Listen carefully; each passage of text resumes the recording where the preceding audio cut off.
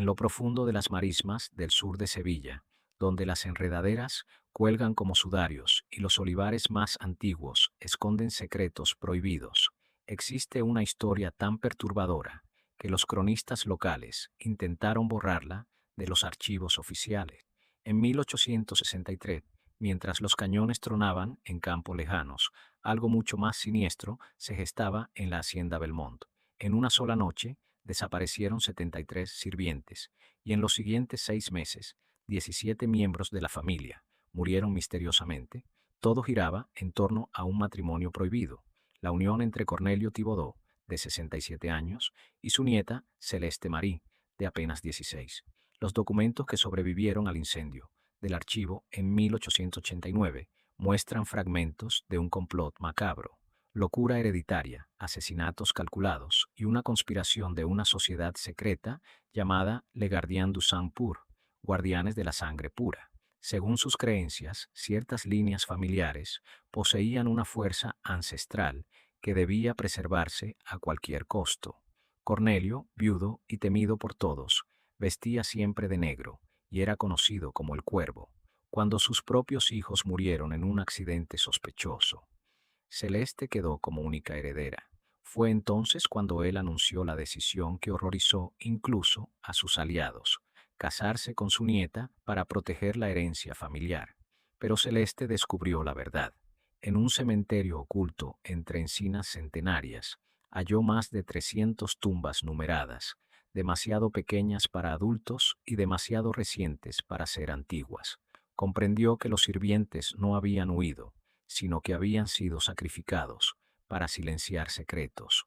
Peor aún, entre los papeles de su padre, halló pruebas de que Cornelio había planeado no solo casarse con ella, sino asesinarla tras la primera noche de bodas, convencido de que su muerte lo transformaría y le daría poder sobre la vida y la muerte. El 10 de octubre de 1863, 3 días antes de la ceremonia, Celeste tomó una decisión que cambiaría para siempre el destino de la hacienda Belmont. No sería una víctima pasiva. Preparó cartas para denunciar a la sociedad secreta y en el jardín de hierbas de la hacienda empezó a tramar un plan de venganza. Celeste comenzó a reunir los ingredientes para un compuesto que serviría perfectamente a sus propósitos. Las plantas que recolectó, digital, belladona, adelfa y otras, eran comúnmente utilizadas en la medicina popular, pero se convertían en venenos mortales cuando eran preparadas por alguien con suficiente conocimiento de sus propiedades. Mientras los preparativos de la boda continuaban a su alrededor, Celeste sonreía y representaba el papel de la nieta obediente, mientras planeaba cuidadosamente la destrucción de todos aquellos que habían participado en el reinado de terror de su familia. La mañana del 13 de octubre de 1863 amaneció con un frío fuera de estación que parecía filtrarse en los huesos de todos los que habitaban la hacienda Bellamont. El musgo español colgaba inmóvil de los robles antiguos, como si el aire mismo se hubiera vuelto demasiado pesado para moverse, y los sonidos habituales de la vida en la hacienda, los cantos de los pájaros, el zumbido de los insectos, las voces de los trabajadores, estaban inquietantemente ausentes. Incluso los animales parecían presentir que algo antinatural estaba a punto de ocurrir. A medida que el sol ascendía, proyectando largas sombras sobre los terrenos, los miembros de Les Gardiens du Sang Pur comenzaron a llegar para la ceremonia.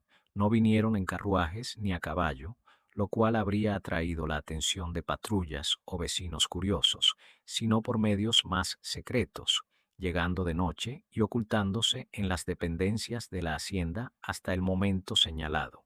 Cada hombre llevaba el distintivo medallón de plata que lo marcaba como guardián de la sangre pura, y cada uno se conducía con la arrogancia de quien se cree por encima tanto de la ley humana como del juicio divino.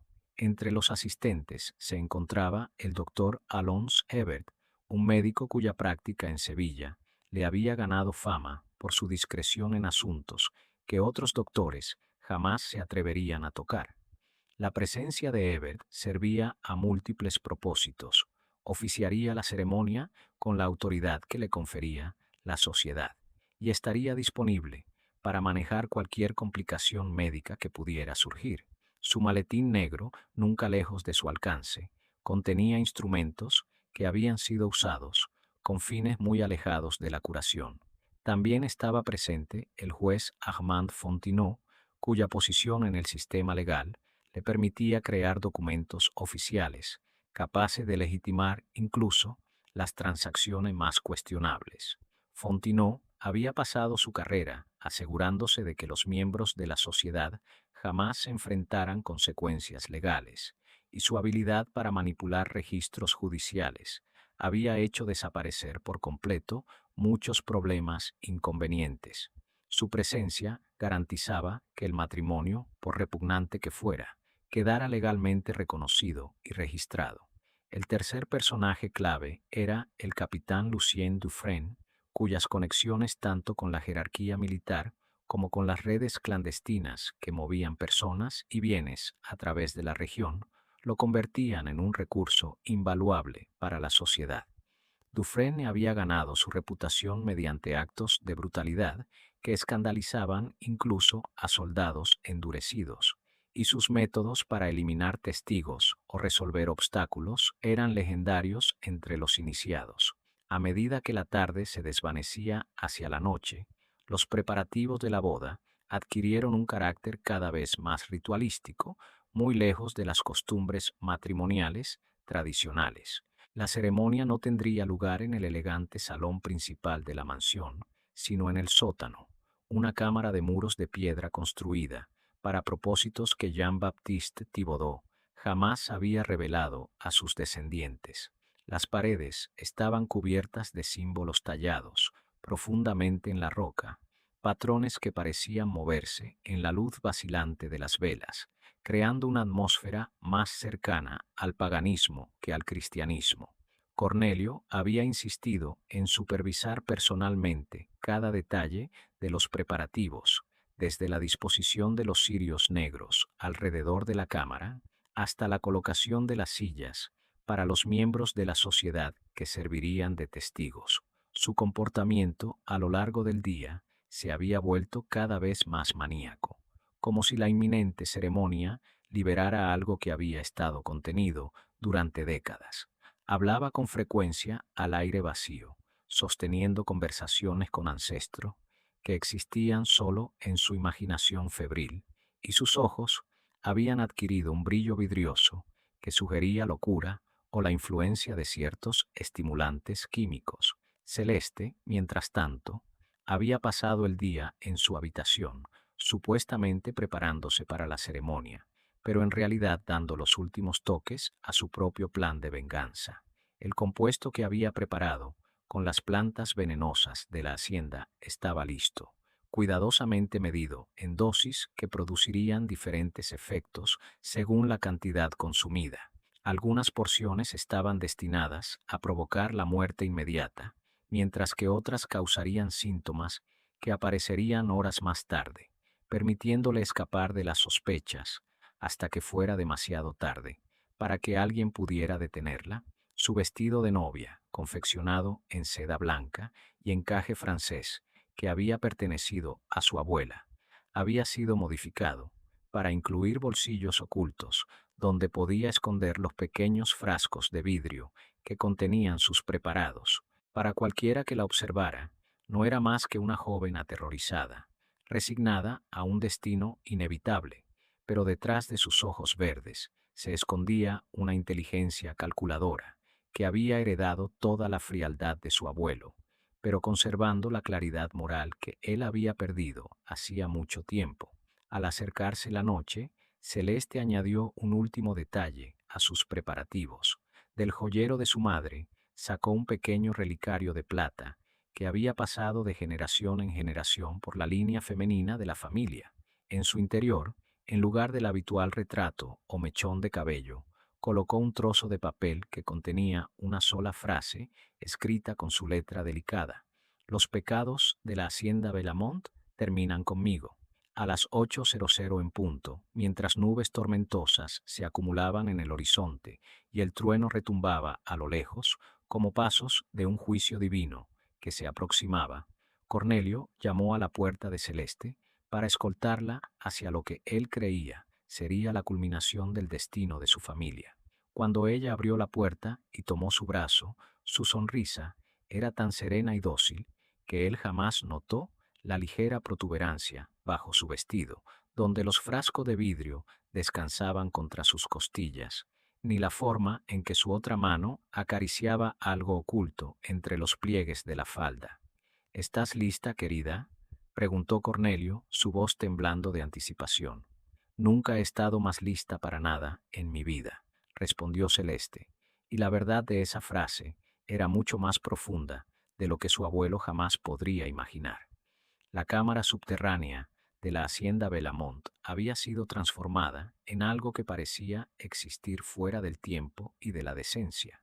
Velas negras, dispuestas en patrones geométricos, proyectaban sombras danzantes sobre los muros de piedra, tallados con símbolos que precedían la llegada del cristianismo a Sevilla. El aire estaba cargado de incienso que ardía en incensarios de bronce, creando una dulzura empalagosa que no lograba enmascarar el olor subyacente de la tierra húmeda y, peor aún, el hedor de la muerte que parecía emanar de las piedras mismas. Los miembros de la sociedad permanecían en círculo alrededor del improvisado altar, sus medallones de plata reflejando la luz de las velas en patrones que parecían moverse con vida propia y maligna. Cada hombre vestía ropa de gala a pesar del lúgubre escenario, como si sus trajes costosos pudieran elevar la abominación que estaban a punto de presenciar a algo parecido a la respetabilidad. El doctor Ebert se había posicionado en el altar, un libro encuadernado en cuero en sus manos, que no se parecía a ningún texto religioso tradicional. El volumen estaba encuadernado en lo que parecía ser piel humana, sus páginas amarillentas, cubiertas de escrituras, que parecían retorcerse y cambiar en la luz vacilante. Era la escritura prohibida de la sociedad, una recopilación de rituales y creencias acumuladas a lo largo de generaciones de practicar su retorcida interpretación de la preservación de la sangre. Cuando Cornelio condujo a Celeste por los escalones de piedra, la temperatura de la cámara pareció descender perceptiblemente. Varias velas parpadearon y casi se apagaron, lo que llevó al juez Fontenot a murmurar algo sobre perturbaciones atmosféricas, una frase que tenía un significado particular entre los miembros de la sociedad que creían que sus rituales podían influir en las fuerzas naturales. Celeste avanzaba, con la gracia de una mujer que caminaba hacia su boda, pero aquellos que la observaban con atención podrían haber notado que sus ojos se movían constantemente, catalogando la posición de cada hombre en la sala, identificando las salidas y posibles armas, calculando ángulos y distancias con la precisión de un general planificando una campaña militar. Su abuelo, intoxicado por su propio sentido de poder y destino, no notaba ninguno de esos detalles. La ceremonia comenzó con el doctor Ebert recitando pasajes del texto prohibido de la sociedad. Su voz adoptó un ritmo hipnótico, diseñado para inducir un estado de trance en participantes y testigos. Las palabras eran una mezcla de latín corrompido, francés arcaico y frases en lenguas que ningún ser humano vivo debería saber pronunciar. Mientras hablaba, los demás miembros de la sociedad comenzaron un zumbido grave que armonizaba con su voz, creando un sonido que parecía resonar a través de las paredes de piedra y hasta los cimientos mismos de la hacienda. El capitán Dufresne se colocó junto a la única entrada de la cámara, supuestamente para evitar interrupciones, pero en realidad para asegurarse de que nadie pudiera escapar antes de que concluyera la ceremonia. Su mano descansaba sobre la empuñadura de su sable de caballería, y sus ojos no dejaban de vigilar cada movimiento. El juez Fontenot tenía preparados los documentos que legalizarían la unión y transferirían toda la herencia de Celeste a su nuevo esposo. Así Cornelius tendría control absoluto sobre la fortuna de los Tibido. Pero el ritual empezó a torcerse. Varios miembros de la sociedad comenzaron a sudar, a jadear, tambaleándose como si el aire se hubiera vuelto demasiado pesado. El doctor Eber primero lo atribuyó a la tensión, pero pronto comprendió que algo más estaba ocurriendo. Lo que ignoraban era que Celeste había preparado todo con antelación. El incienso contenía alucinógenos, el vino un veneno de acción lenta, y hasta las velas liberaban vapores tóxicos. Cuando llegó el momento del intercambio de anillos, Celeste habló con voz clara y firme. Antes de continuar, hay algo que todos deben saber. De los bolsillos ocultos de su vestido, sacó una bandeja de plata con pequeñas copas de cristal. Este vino procede de las uvas cultivadas en nuestro cementerio familiar, ese lugar secreto donde yacen los que os resultaron inconvenientes. El efecto fue inmediato. Varios retrocedieron pálidos, conscientes de que su secreto estaba al descubierto. Cornelius comprendió al instante. Niña insensata, susurró con furia contenida. ¿No sabes con qué fuerzas te estás metiendo? Sí lo sé, abuelo, respondió Celeste con una sonrisa helada. Sé de los asesinatos, de los cuerpos enterrados, de los experimentos de sangre pura. Sé que mataste a mis padres cuando intentaron detenerte, y sé que planeabas matarme a mí en cuanto terminara esta ceremonia obscena. El silencio que siguió fue insoportable. Todos entendieron que habían llegado a un punto sin retorno. O completaban el ritual y eliminaban la amenaza que representaba Celeste, o todo su legado se derrumbaría. Lo que llamabas fuerza no era más que la cobardía de hombres incapaces de afrontar las consecuencias de sus actos. El capitán Dufresne, viendo que la situación se había salido de control, levantó su sable y se lanzó contra Celeste, decidido a acabar con la amenaza. Pero ella había heredado de su abuelo no solo la inteligencia, sino también el instinto de supervivencia. Activó el mecanismo oculto que abría el pasadizo secreto y lanzó el contenido de la bandeja de plata contra los miembros de la sociedad. El líquido se convirtió en vapor tóxico que los envolvió de inmediato. El doctor Eber gritó, ciego por el ácido. Cayendo sobre Fontenot, Dufresne falló su golpe mientras el veneno afectaba sus reflejos. Cornelius, sin embargo, cegado por la furia, continuó persiguiendo a su nieta entre los túneles. No puedes escapar de lo que eres, rugía. La sangre de Legardia corre por tus venas. La cámara quedó sumida en el caos. Hombres alucinaban con los fantasmas de sus víctimas. Dufresne blandía su sable contra enemigos invisibles, gritando como un loco. Celeste avanzaba con seguridad por los pasadizos que había explorado durante semanas. No huía, se dirigía a la cámara secreta, donde guardaba pruebas de los crímenes y los materiales para su último acto de justicia. Cuando Cornelius la alcanzó, la encontró junto a una mesa repleta de pólvora, químicos y combustibles. «Llegas tarde, abuelo», dijo con calma. «Las pruebas ya están en manos de las autoridades». Cornelius la miró con mezcla de horror y admiración. «Lo planeaste todo desde el principio, desde que descubrí lo que hiciste con mis padres». Él por primera vez se desplomó bajo el peso de la derrota. «¿Qué quieres?», preguntó con voz cansada. «Que entiendas algo antes del final. La verdadera fuerza no está en hacer el mal sin consecuencias, sino en sacrificarlo todo para proteger a los inocentes». Encendió una cerilla y la acercó a la mecha. «La sangre de Legardien du Sang-Pur termina aquí, contigo y conmigo». La explosión que destruyó los sótanos de la hacienda Belmont la noche del 13 de octubre de 1863 se escuchó hasta en Nueva Orleans. El fuego arrasó durante 3 días, reduciendo a cenizas la mansión, los barracones y los alrededores. Los informes oficiales hablaron de un accidente en el polvorín, pero jamás sospecharon la verdad.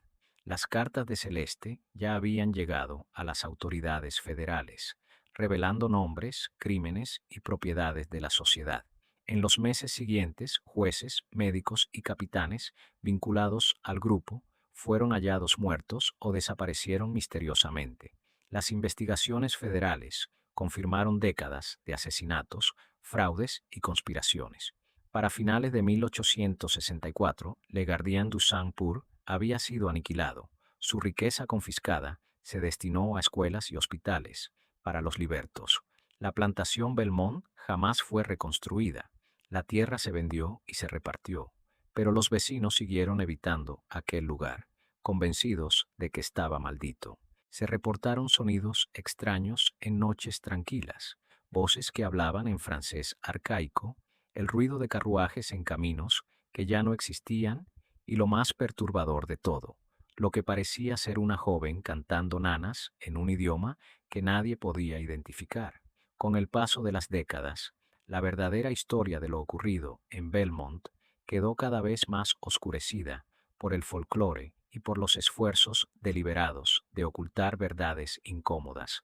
Las familias de los miembros de la sociedad que habían escapado a la persecución trabajaron diligentemente para borrar cualquier mención de Le Guardian du Ampur de los registros históricos. Sobornaban a archiveros, destruían documentos y se aseguraban de que las historias oficiales de la Luisiana anterior a la Guerra Civil se centraran en aspectos más aceptables de la vida en las plantaciones. Pero los rumores persistieron entre las comunidades afroamericanas de Luisiana, transmitidos de generación en generación por familias cuyos ancestros habían presenciado o escuchado sobre las actividades de la sociedad. Estas historias, desestimadas por los historiadores blancos como supersticiones o exageraciones, conservaron detalles sobre el cementerio secreto, las ceremonias de medianoche y la joven que había llevado justicia a la plantación Bellamont al costo de su propia vida. En 1889, 26 años después del incendio, el Palacio de Justicia de la parroquia de Vermilion sufrió un misterioso incendio que destruyó la mayoría de los registros oficiales relacionados con la propiedad de las plantaciones anteriores a la Guerra Civil y los procedimientos legales. Los investigadores encontraron evidencia de que el fuego había sido provocado deliberadamente, pero nunca se identificó al culpable. Entre los documentos que sobrevivieron, sin embargo, había una sola página de un registro matrimonial fechado el 13 de octubre de 1863, con los nombres Cornelius Tibido y Celeste Marie Tibido, con una anotación en el margen que simplemente decía: ceremonia interrumpida, participantes fallecidos.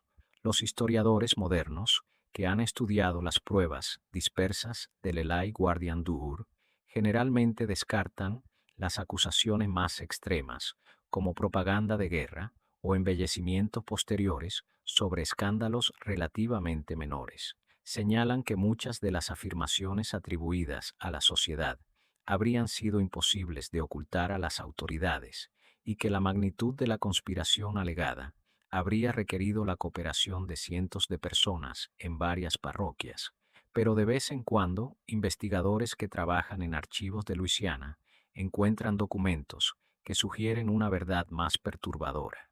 Escrituras de propiedad que muestran a las mismas familias controlando vastas extensiones de tierra mediante matrimonios que violaban tanto la ley como la costumbre.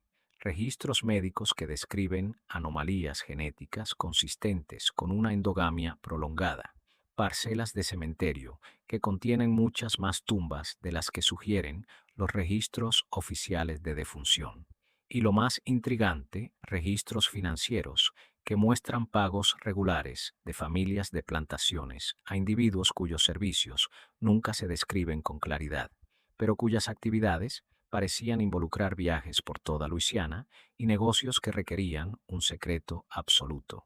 En 1963, exactamente 100 años después del incendio de Bellamont, trabajadores de la construcción que preparaban el terreno para levantar un centro comercial en parte de los antiguos terrenos de la plantación hicieron un descubrimiento que reavivó brevemente el interés en la historia del lugar. Mientras excavaban los cimientos, desenterraron lo que parecía ser una fosa común que contenía los restos de docenas de individuos, muchos de ellos mostrando signos de muerte violenta. El hallazgo fue rápidamente encubierto por las autoridades locales, quienes afirmaron que los restos probablemente eran de soldados de la Unión muertos en una escaramuza desconocida de la Guerra Civil.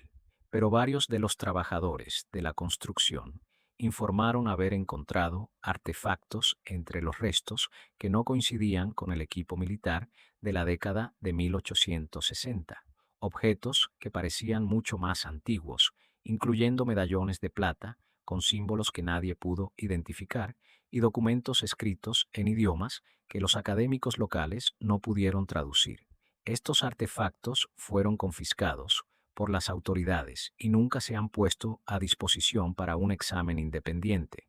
Hoy en día, el área donde una vez estuvo la plantación Belamont está ocupada por un desarrollo suburbano, cuyos residentes ocasionalmente reportan fenómenos extraños, voces escuchadas por la noche, olor a madera quemada, cuando no hay ningún fuego encendido, y el sonido de caballos y carruajes en calles donde no circulan tales vehículos. La mayoría de los residentes descartan estos informes como imaginación o como efectos de vivir en una zona con una historia tan violenta. Pero cada 13 de octubre, la policía local recibe llamadas sobre actividades inusuales en el área, luces que se ven moviéndose a través de casas vacías, el sonido de música y risas que provienen de lugares donde no se celebran fiestas, y lo más perturbador de todo, los reportes de una joven con un vestido blanco que aparece brevemente en ventanas o puertas para luego desvanecerse cuando los observadores miran más de cerca. La verdad sobre lo que sucedió en la plantación Belamont aquella noche de octubre de 1863 puede que nunca se conozca por completo. La evidencia ha sido destruida, los testigos llevan mucho tiempo muertos y los registros oficiales han sido cuidadosamente limpiados de toda referencia a los aspectos más perturbadores de la historia. Pero el legado del coraje de Celeste Marie Thibodeau continúa inspirando a quienes conocen su historia, prueba de que, incluso en las circunstancias más oscuras, la disposición de una sola persona a sacrificarlo todo por la justicia puede triunfar sobre generaciones de maldad. ¿Qué opinas de esta historia? ¿Crees que todo fue revelado? ¿O piensas que todavía hay secretos enterrados en los pantanos de Luisiana? Deja tu comentario abajo y cuéntanos si conoces leyendas similares en tu propia región. Si disfrutaste de este relato y quieres más historias de terror como esta, suscríbete, activa la campanita de notificaciones y compártelo con alguien que ame los misterios. La oscuridad de la historia guarda muchos secretos y los seguiremos descubriendo juntos.